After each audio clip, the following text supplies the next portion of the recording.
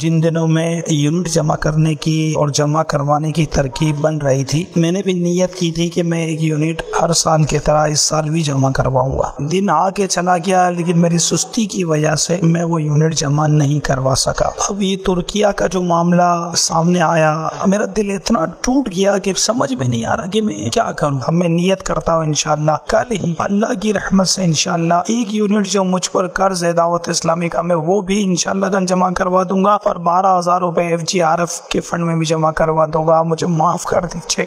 ماشاءاللہ، بس وہ پیسے دینے کا ایسا ہی ہے کہ وہ بندہ نیت جیسے ہی بنے نا فوراً دے دے، کل دوں گا پرسوں دوں گا، تو ایسے ہی ہونے کا امکان رہتا ہے کہ آدمی پھر دے نہیں پاتا۔ خیر، یہ آپ پر شرعاً تو کوئی قرض نہیں تھا، نہ اس کی توبہ واجب ہے، نہ معافی مانگنے کی ضرورت ہے۔ تو بہرحال اس وقت دکھیاروں کو ضرورت ہے۔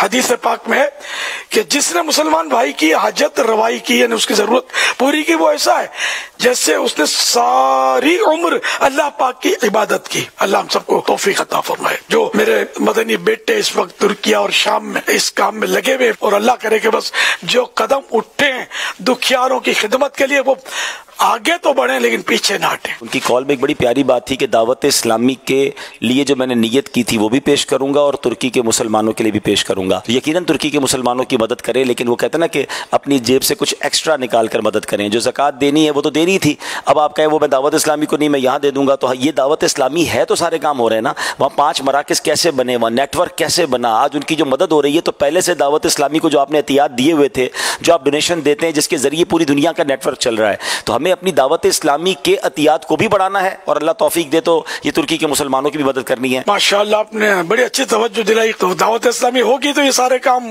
دعوت اسلامی کے ذریعے ہوں گے، ورنہ ظاہر ہے کہ جیسے وہاں فیضان مدینہ بھی تو شہید ہوئے ہیں نا ترکیہ میں، تو وہ تو بنانے ہیں نا، آپ ہی لوگ بنائیں گے۔ بالکل ایسا ہی ہے، کون بنائے گا، سمجھے؟ تو یہ بھی بنانے ہیں۔